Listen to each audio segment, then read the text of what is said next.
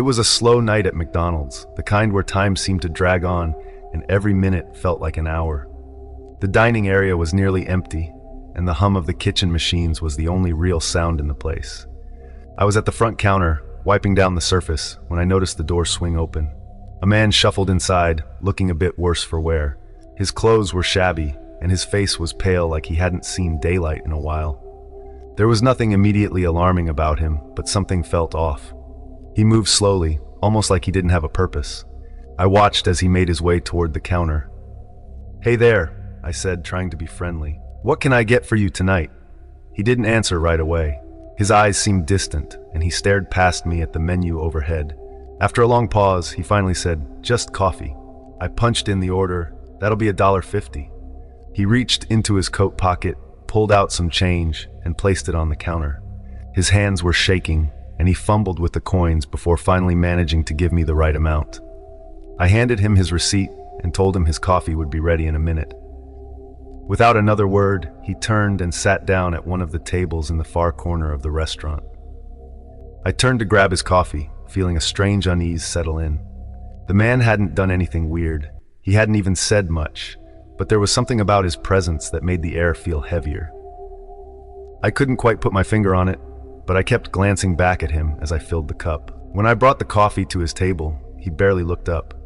He just sat there, staring at the space in front of him. I set the cup down and walked away, trying to shake the uncomfortable feeling gnawing at me. As the minutes passed, I noticed the man wasn't drinking his coffee. He just sat there unmoving, staring into space. I tried to focus on my tasks, wiping down more tables, refilling napkin holders, but I couldn't stop glancing at him. After a while, Jake, my coworker, came up from the kitchen. "What's up with that guy?" he asked, nodding toward the man in the corner. "I don't know," I said, lowering my voice. "He came in, ordered coffee, and hasn't touched it since." Jake shrugged. "Maybe he's just tired. Let's finish closing up. We'll keep an eye on him." We both went back to our closing duties, but the man didn't leave. He stayed there, motionless, staring straight ahead, his coffee untouched. As the clock crept closer to 10 p.m., when we were set to close, I started getting anxious. I wasn't sure if it was because of him or just the late hour, but the atmosphere in the restaurant felt wrong. Finally, it was time to close. Jake locked the front door to prevent any more customers from coming in, but the man still hadn't moved. "You should probably let him know we're closing," Jake said, stacking chairs on tables. I approached the man's table, trying to be as polite as possible. "Excuse me, sir, we're about to close up for the night." No response. He didn't even blink. "Sir?" I tried again, a little louder this time. "We're closing now." Nothing. He sat there, stiff and silent like a statue. His face was blank, and his eyes, still staring ahead, seemed glazed over. It was as if he wasn't even aware of where he was. A shiver ran through me, but I didn't want to make a scene. I stepped back and went to the kitchen to tell Jake. "He's not answering," I said. "He's just sitting there." Jake frowned. "All right, I'll handle it." Jake walked over to the table, his voice firmer than mine. "Sir, we're closing. You have to leave." The man remained still. No reaction, nothing. "That's creepy," Jake muttered under his breath. "Just call it in." I nodded and went to the back office to call the non-emergency line for the local police. I explained the situation, that a man had come in and refused to leave, even after repeated attempts to communicate with him. They said they'd send someone over to check it out. While we waited, Jake and I kept our distance from the man, trying to busy ourselves with the last few closing tasks. But the longer he sat there, the stranger it felt. The restaurant felt colder, the buzzing of the lights above us seemed louder, and every second seemed to stretch on endlessly. About 10 minutes later, a police car pulled up outside. 2 officers walked in, and I pointed them toward the man in the corner. One of the officers approached him cautiously, while the other hung back near the counter. "Sir," the first officer said in a calm but authoritative voice, "you need to leave. The restaurant is closed." The man still didn't respond. The officer stepped closer, repeating himself. "Sir, if you don't respond, we'll have to escort you out." It wasn't until the officer placed a hand on the man's shoulder that anything changed. Suddenly, the man's body slumped forward. His head hit the table with a sickening thud, and the officer quickly pulled back. "He's dead," the officer muttered, turning to his partner. My stomach dropped. Dead? How long had he been like that? The other officer came over, pulling out a flashlight to check for any signs of life.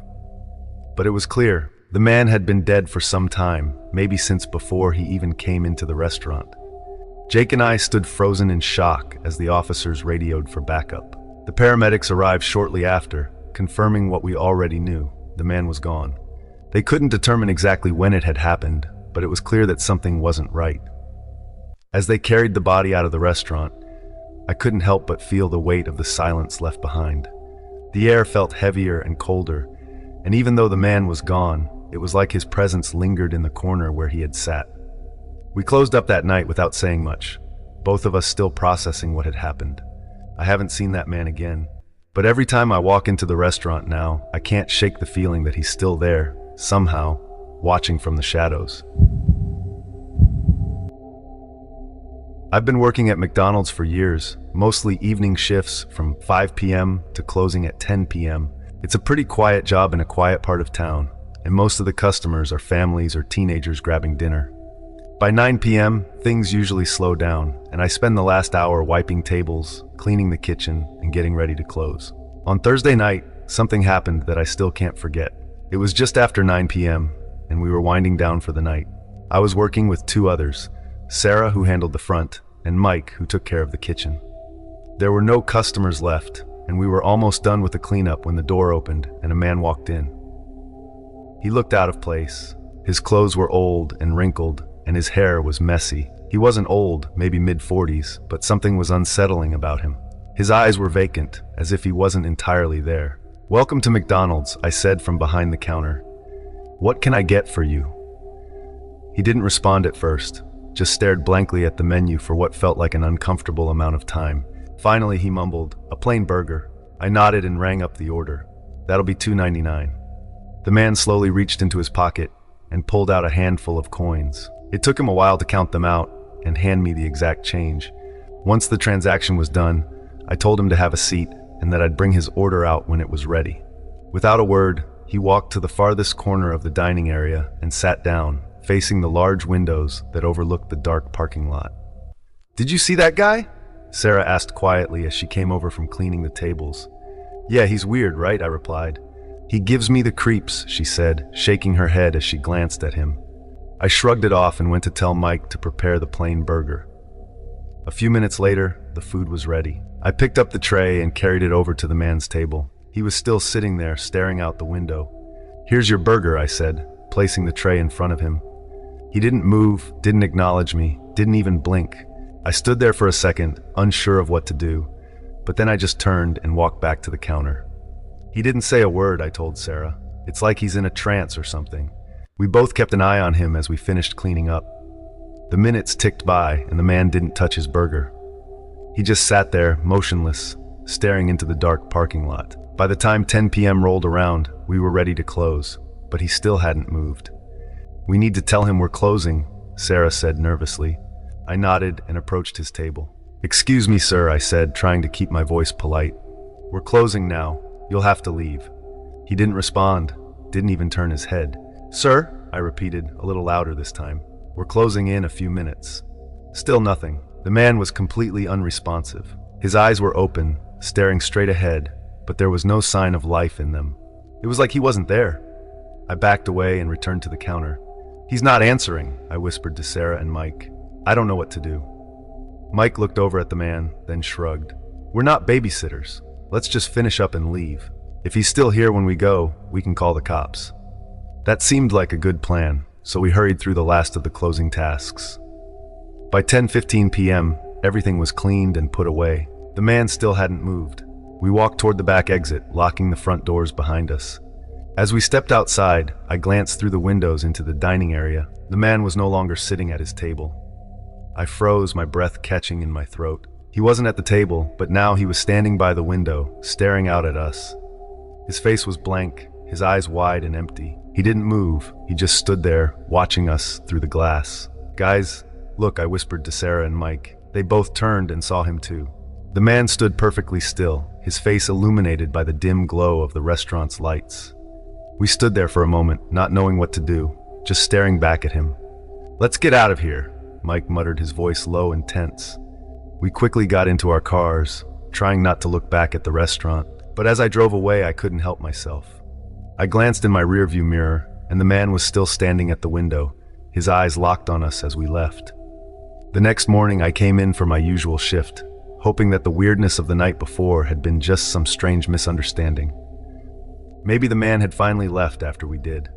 But when I unlocked the door and stepped inside, the first thing I noticed was that the table where the man had been sitting was still exactly as we'd left it. The burger was still there, untouched, but something else caught my eye. The chair he'd been sitting in was turned around, facing the window, just like he had been when we left.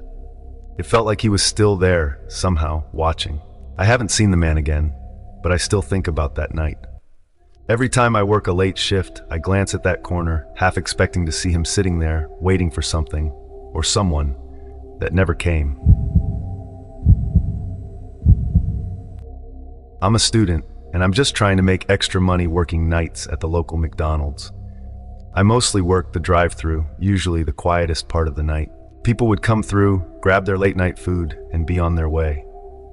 Easy work, but one night, something happened in that drive-thru that I can't explain, and it still haunts me. It was a Friday, and I was covering the late shift. Most of the night had been pretty typical. Some teenagers came through ordering way too much food, a couple of tired parents with their kids, and some regulars.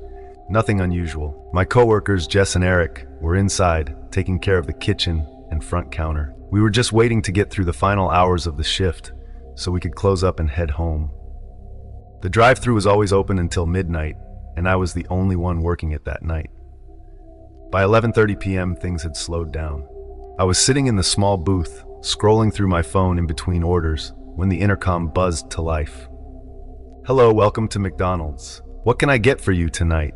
I asked in the usual routine voice. There was a long pause on the other end. I waited, expecting to hear an order, but instead, there was just silence. "Hello?" I said again, leaning closer to the speaker. Then, a voice came through, but it was strange. It was low, almost a whisper, and I couldn't make out the words at first. "Can I help you?" I asked, trying to keep my voice steady, thinking maybe it was just some prank.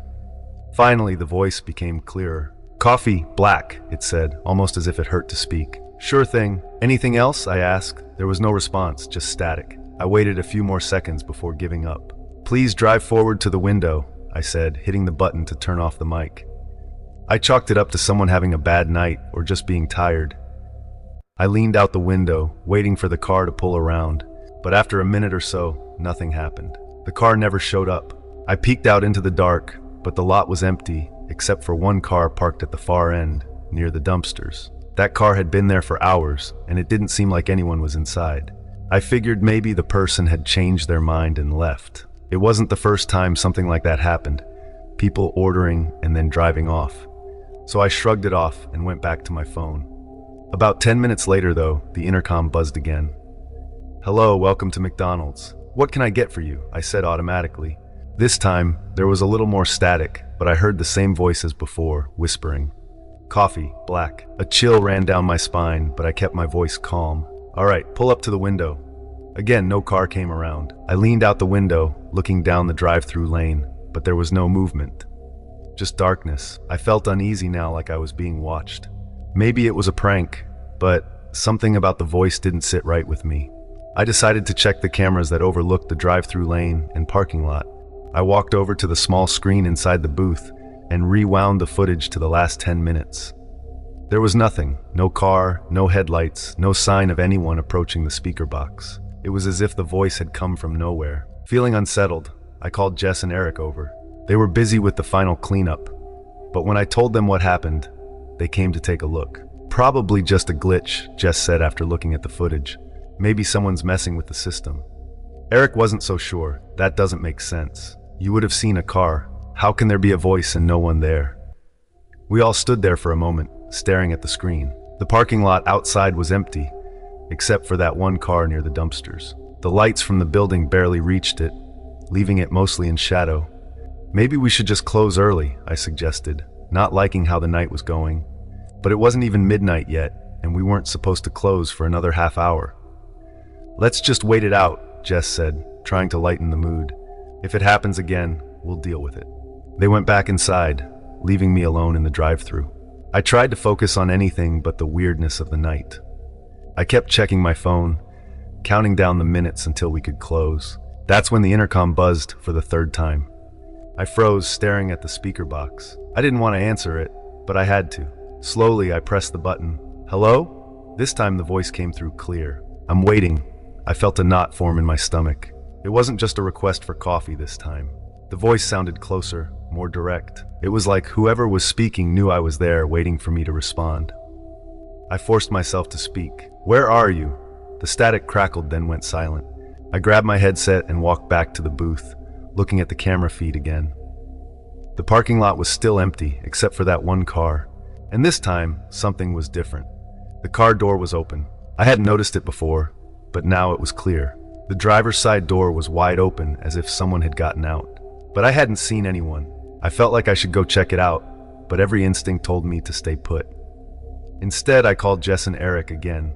They both came over, looking uneasy when I told them about the voice and the car. We should call the cops, Eric said, looking out the window toward the empty parking lot. I'll go check, Jess said, grabbing a flashlight.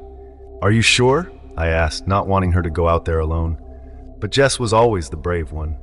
She waved off our concern and headed out the door. We watched her through the window as she approached the car near the dumpsters. Her flashlight flickered over the dark shape of the vehicle. She circled it, checking inside. After what felt like forever, she came back to the drive-thru. There's no one there, Jess said, shaking her head. The car's empty. Maybe they walked off, but I didn't see anyone. We all stood there, trying to make sense of it. The intercom buzzing, the voice, the empty car. It didn't add up. We decided to close early after that. None of us wanted to stick around any longer than we had to. I shut down the drive-thru system, turned off the lights, and locked the doors. Jess and Eric finished up inside, and we all left together. As we walked to our cars, I couldn't help but glance back at the drive-thru lane. The speaker box stood there, silent and still. The car near the dumpsters remained a dark silhouette in the distance. The three of us agreed to meet up the next morning to explain to the manager what had happened. We weren't sure if he would believe us, but we didn't care.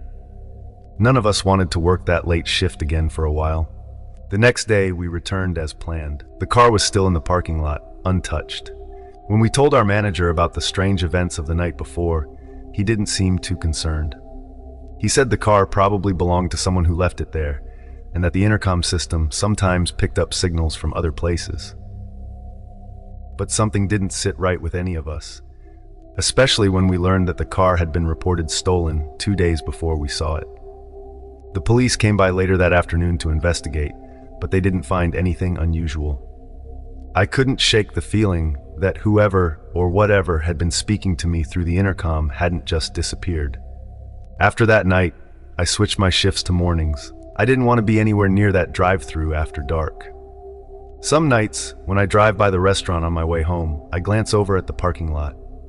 And every time, I half expect to see that car sitting there waiting,